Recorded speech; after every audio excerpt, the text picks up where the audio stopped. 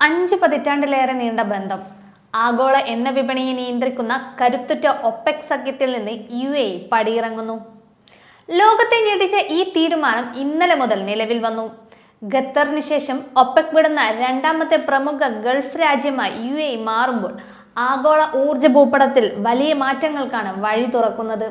1967 മുതൽ ഒപെക്കിൽ അംഗമായ UAE എന്തിനാണ് ഇപ്പോൾ ഇത്തരമൊരു കടുത്ത തീരുമാനമെടുത്തിരിക്കുന്നത്? ഉത്തരം ലളിതമാണ്: സ്വതന്ത്രമായ വളർച്ച. സഖ്യത്തിന്റെ ഭാഗമായിരിക്കുമ്പോൾ പാലിക്കേണ്ടി വരുന്ന കർശനമായ ഉൽപാദക നിയന്ത്രണങ്ങൾ രാജ്യത്തിന്റെ സാമ്പത്തിക വികസനത്തിന് തടസ്സമാകുന്നു എന്ന വിലയിരുത്തലിലാണ് അധികൃതർ. പ്രതിദിനം 3.4 ദശലക്ഷം ബാരൽ എണ്ണ ഉൽപ്പാദിപ്പിക്കാൻ ശേഷിയുണ്ടായിട്ടും ഒപെക് നിശ്ചയിക്കുന്ന പരിധികൾ കാരണം അത് പൂർണ്ണമായി പ്രയോജനപ്പെടുത്താൻ UAEക്ക് കഴിഞ്ഞിരുന്നില്ല. വെറുതെയല്ല UAE ഈ മാറ്റത്തിന് ഒരുങ്ങുന്നത്. എണ്ണ ഉൽപാദക ശേഷി വർദ്ധിപ്പിക്കാൻ കോടിക്കണക്കിന് ഡോളറാണ് രാജ്യം നിക്ഷേപിച്ചിരിക്കുന്നത്. 2027ഓടെ ഉൽപാദനം പ്രതിദിനം 5.0 ദശലക്ഷം ബാരലിലേക്ക് ഉയർത്തുകയാണ് ലക്ഷ്യം. ഇത്രയും വലിയ നിക്ഷേപം നടത്തിയ സാഹചര്യത്തിൽ ഉൽപാദന പരിധിയിൽ ഒതുങ്ങി നിൽക്കുന്നത് ഗുണകരമല്ലെന്ന് UAE കരുതുന്നു. സഖ്യത്തിലെ രണ്ടാമത്തെ വലിയ ഉൽപാദകരുടെ പിന്മാറ്റം ഒപെക്കിന്റെ സ്വാധീനത്തെ എങ്ങനെ ബാധിക്കുമെന്ന ആശങ്കയിലാണ് ലോകം. എണ്ണ വിപണിയിൽ സ്വന്തമായൊരു പാത വെട്ടിത്തുറക്കുന്നതോടെ സാമ്പത്തിക താൽപര്യങ്ങൾ സംരക്ഷിക്കാനും സാഹചര്യങ്ങൾക്കനുസരിച്ച് ഉൽപാദനത്തിൽ മാറ്റം വരുത്താനും UAEക്ക് ഇനി സാധിക്കും. ആഗോള ഊർജ വിപണിയിലെ കരുത്തനായ സ്വതന്ത്ര പങ്കാളിയായി UAE പുതിയ യാത്ര തുടങ്ങിക്കഴിഞ്ഞു. അമേരിക്കൻ രാഷ്ട്രീയ ചരിത്രം ആവർത്തിക്കുകയാണോ? വിയറ്റ്നാം യുദ്ധവും ഇറാഖ് അധിനിവേശവും അമേരിക്കൻ ഭരണകൂടങ്ങൾക്ക് വരുത്തിവെച്ച അതേ നാണക്കേടിലേക്ക് നിലവിലെ ഇറാൻ സൈനിക നീക്കവും മാറുകയാണ്. ഇറാനെതിരെയുള്ള സൈനിക നടപടി ചരിത്രപരമായ അബദ്ധം എന്നാണ് ഭൂരിഭാഗം അമേരിക്കൻ ജനതയും ഇപ്പോൾ വിശ്വസിക്കുന്നത്. വാഷിംഗ്ടൺ പോസ്റ്റും ABCയും ഇപ്സോസും സംയുക്തമായി നടത്തിയ പുതിയ സർവേ ഫലങ്ങൾ പുറത്തുവരുമ്പോൾ തകർന്നടിയുന്നത് പ്രസിഡന്റ് ഡൊണാൾഡ് ട്രംപിന്റെ ജനപ്രീതിയാണ്. സർവേയിൽ പങ്കെടുത്ത 61% അമേരിക്കക്കാരും ഈ യുദ്ധത്തെ ശക്തമായി എതിർക്കുന്നു. വെറും 36% പേർ മാത്രമാണ് സർക്കാരിനൊപ്പം നിൽക്കുന്നത്.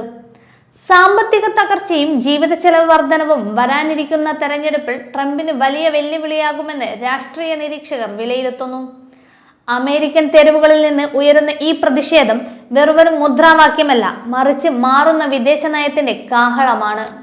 രാജ്യാന്തര വിപണിയിൽ ഇന്ത്യൻ രൂപ കിതയ്ക്കുകയാണ്. എന്നാൽ പ്രവാസികൾക്ക് ഇത് ആവേശത്തിന്റെ കാലമാണ്. ചരിത്രത്തിൽ ആദ്യമായി UAE ദിർഹത്തിന് 25.83 രൂപ എന്ന റെക്കോർഡ് നിരക്കിലെത്തി. ഡോളറിനെതിരെ രൂപയുടെ മൂല്യം റെക്കോർഡ് താഴ്ചയിലേക്ക് കൂപ്പുകുത്തുമ്പോൾ കടൽ കടന്നുപോയ ലക്ഷക്കണക്കിന് പ്രവാസികൾക്ക് ഇത് ഇരട്ടി മധുരമാണ്. മാസാദ്യമായതിനാൽ ശമ്പളം കൈപ്പറ്റിയ പ്രവാസികൾ നാട്ടിലേക്ക് പണമയക്കാൻ തിരക്ക് കൂട്ടുകയാണ്. എക്സ്ചേഞ്ച് കൗണ്ടറുകളിലും ഡിജിറ്റൽ പ്ലാറ്റ്ഫോമുകളിലും അത്ഭുതപൂർവമായ തിരക്കാണ് അനുഭവപ്പെടുന്നത്. പണമൊഴുക്ക് സർവകാല റെക്കോർഡിലെത്തി. എന്നാൽ മാറ്റം വിനിമയ നിരക്കിൽ മാത്രമല്ല, പണം അയക്കുന്ന രീതിയിലുമാണ്. എക്സ്ചേഞ്ച് കൗണ്ടറുകൾക്ക് മുന്നിലെ നീണ്ട ക്യൂവിൽ നിന്ന് മലയാളി പതുക്കെ മൊബൈൽ ആപ്പുകളിലേക്ക് ചുവടുമാറുകയാണ്. അതിന് കാരണങ്ങൾ രണ്ടാണ്.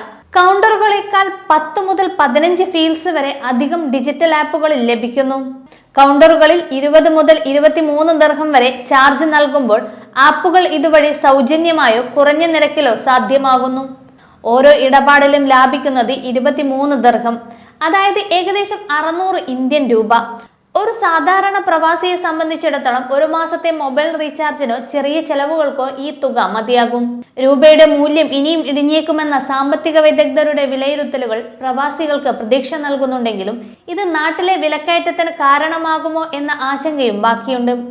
എങ്കിലും കഷ്ടപ്പെട്ടുണ്ടാക്കുന്ന പണത്തിന് പരമാവധി മൂല്യം ലഭിക്കുന്നതിന്റെ ആശ്വാസത്തിലാണ് പ്രവാസ ലോകം.